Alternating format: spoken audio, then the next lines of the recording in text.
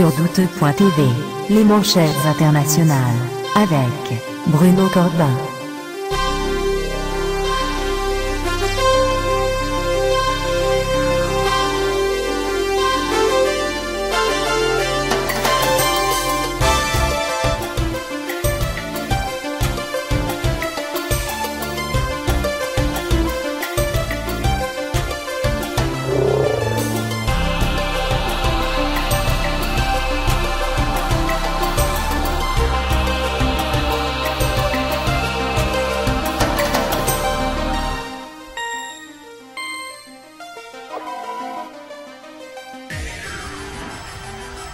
Ah, ok, c'est à moi.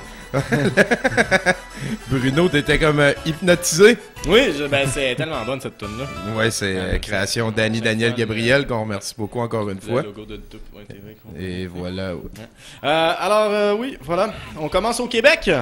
Ouais, donne-moi 2 secondes. Là. Il y D'accord. a quelqu'un qui est en train d'essayer de prendre le contrôle. Ben oui, je vois ça, là. Ouais. Okay. Tiens. Ah, mes TV. Mes belles TV qu'on comprend pas exactement. Ça ici, je pense que c'est peut-être un attentat terroriste qui se passe là. Les nouvelles du monde. Voilà. Ah, d'accord. Alors, on commence au Québec avec Bruno Leduc. Oui, un certain Bruno Leduc. Excusez, mon iPad vient de se fermer. Qui a intenté une poursuite contre la République dominicaine après avoir passé des vacances pluvieuses dans ce pays. Il a été déclaré récemment plaideur quérulant par la juge Diane Kenville. En effet, l'homme aurait intenté 70 poursuites aux petites créances dans les dernières années, incluant une poursuite de 4 000 $ contre Air Canada, qui l'ont déplacé d'un siège classe affaires dans lequel il était assis pour le déplacer dans le siège classe économique qu'il avait payé pour.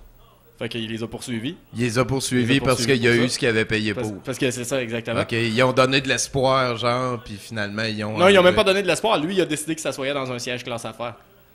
Ah, Chris, ça va bien, hein? Ouais. Ok. Alors, donc, ce statut de plaideur quérulant l'empêche d'intenter de nouvelles poursuites sans l'autorisation d'un juge. Donc, peut-être qu'on va avoir la crise de paix. C'est quoi, c'était-tu sa première fois qu'il... C'est la 70e fois qu'il faisait une... Voilà, c'est l'information Voilà. qui me manquait. C'est ça, parce que t'écoutais pas. Ben, c'est parce que... Non, c'est parce que t'écoutais pas, Tommy. Je m'excuse. C'est ça.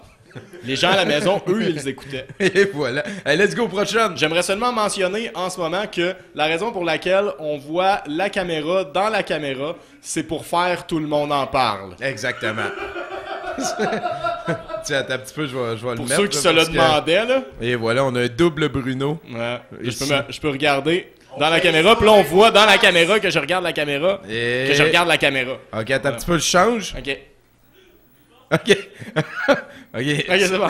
Alors qu'elle s'ostinait avec son père sur l'emplacement de la Grande Ourse et autres constellations pendant la veillée de Noël, Nadja Olson de Londonderry en Irlande a décidé qu'elle en avait assez et a poignardé son père à l'abdomen afin de prouver qu'elle avait raison. C'est pas drôle. C'est un petit peu drôle. Quand même. La femme de 22 ans a été accusée de voie de fait, devra comparaître en cours le 2 janvier. On continue avec des causes importantes de G. Todd Brown, le juge du Montana qui avait déclaré qu'une adolescente victime de viol semblait plus vieille que son âge chronologique et donc que c'était pas un viol, vient d'en sortir une autre pas pire. Elle avait des grosses balles, fait que c'était correct. Oui. Alors, il a donné une sentence de 6 mois de prison à Pacer Anthony Ferguson pour avoir fracturé le visage de sa blonde à 3 endroits en la punchant en face. Si vous trouvez que cette sentence n'est pas assez sévère, sachez qu'il devra copier 5000 fois « Les gars ne frappent pas les filles ». Ben non. Aussi. En anglais, Pour c'est moins réfléchir. long encore. Boys don't hit girls. C'est ça, c'est moins long. Oui. Le juge. Ben non. Oui, il faut qu'il remette ça le 23 mai puis il faut que ce soit numéroté. J'invente rien. Ben non. Je suis pas là pour inventer des affaires, je suis là pour rapporter des affaires. Tu nous parles de l'univers. Oui. Tel que démontré par la race la plus cool de toutes les Ben, de êtres toute la planète humains. au moins, en tout cas. Ouais. Sais-tu celle-là qui avait 2 photos?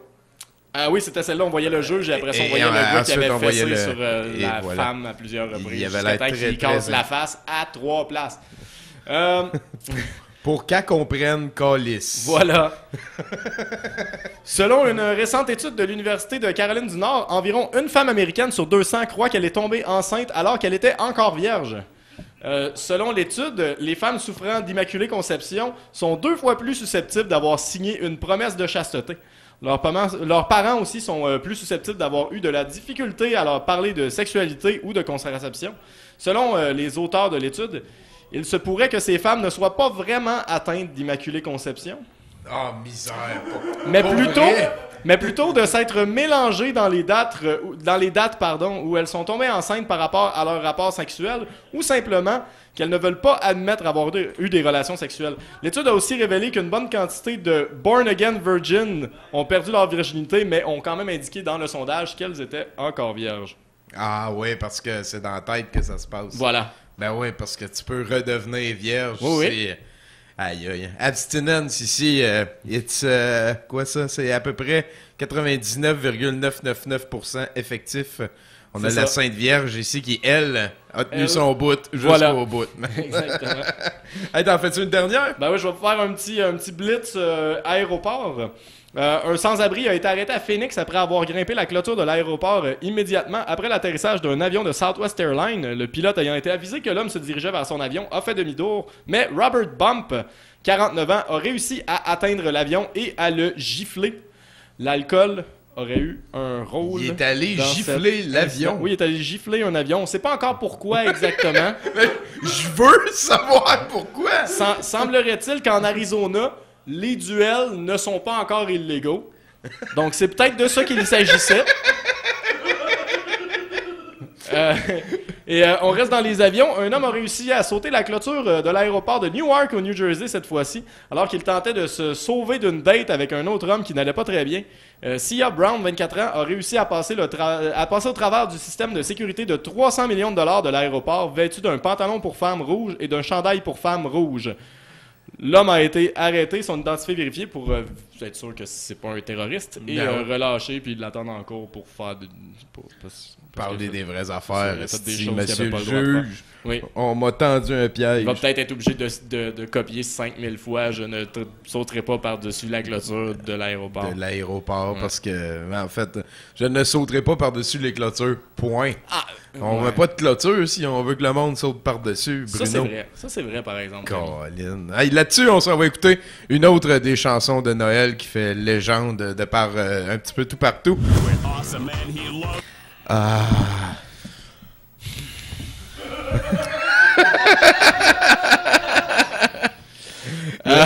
Merci Bruno d'avoir égayé notre heure la plus sombre. Ça fait plaisir. Oui, alors un homme de Elizabethtown au Kentucky s'est tiré dans la jambe après avoir échappé son gun qu'il avait déposé sur le rouleau de papier de toilette de la salle de bain d'un restaurant. Il y a des développements là, attendez. Ça va bien, ça va bien. Ben moi je pense que c'est un bon premier acte. Ouais, c'est ça. En fait, c'est l'épilogue s'en vient. Le sergent David Neary affirme que la trajectoire de la balle supporte la version des événements du blessé, sans compter le fait que qui c'est qui aurait inventé cette hostie d'histoire-là. Alors que des policiers fouillaient une scène de crime, un suspect qui avait été menotté et laissé dans la voiture de patrouille a réussi à s'échapper et à se rendre chez sa blonde. L'homme de 29 ans a été retrouvé par les policiers et a été accusé d'évasion en plus d'une accusation pour vol de menottes. Il devra comparaître le 2 janvier. C'est bon. Ben oui, c'est ça. C'est sauvé avec les menottes, c'est. Ah, c'est bon. Let's go, Bruno. Une femme de 29 ans de Deltona, en Floride, a été arrêtée pour avoir lancé du beurre de peanut dans le visage de son frère. Selon le rapport du shérif, Rachel Bird se chicanait avec son frère parce que le chien avait uriné dans la maison. Le 911 a été appelé, mais la personne ayant raccroché immédiatement, la police s'est quand même présentée sur les lieux. Et le frère Gabriel Byrne, qui ne voulait pas porter plainte, leur a dit de s'en aller, mais les policiers ont quand même vu le beurre de peanut qui coulait dans sa face, alors ils ont décidé d'arrêter sa sœur pour voie de fait. Elle est retenue en prison, sans caution. Voilà. Pour avoir lancé du beurre de peanut, mais oui, mais c'est parce que Ça se passe en Floride, ça, là? Ouais, c'est un pays spécial, la Floride. Ben, tu sais, le bar de pinot, la Floride, tu sais comment c'est, hein? Oui, je te suis, man. C'est un Noir qui a inventé ça, hein, le bar de pinot. Oui, c'est ça, c'est sensible, ostentatoire. Ouais. Ouais. Le pinostentatoire. Le pinostentatoire butter. C'est ça. Hey, let's go, man. D'accord, alors la dernière, avant qu'il ne soit complètement retiré des internets, ça vient de se passer aujourd'hui ou hier, le site web servant de générateur de conseils complètement déconnecté pour les esclaves employés de McDonald's avait ajouté une série de conseils plutôt étranges poussant ses employés à ne pas manger de fast-food. Oui. Afin de rester en santé. Le site affirmait que malgré qu'il soit pratique et économique pour un style de vie occupé, le fast-food est typiquement riche en calories, en gras saturé, en sucre, en sel et peut mettre certaines personnes à risque de devenir obèses.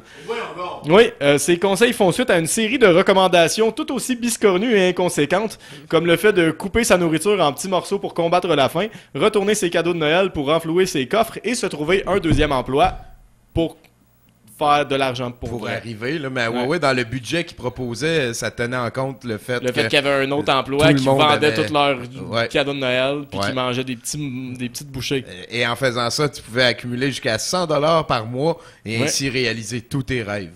Oui, les plus fous. Les plus fous, les plus cinglés. Les tabarnak qui sont débiles. Ou aller voler des menottes. Ça, c'est dommage parce que c'était la dernière chose qui arrivait sur ce site internet-là. Là. Ça a été retiré pour des raisons non reliées. Là.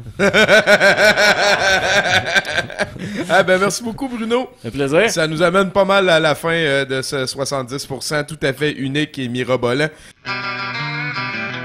70% pour 100%. 70% pour 100%.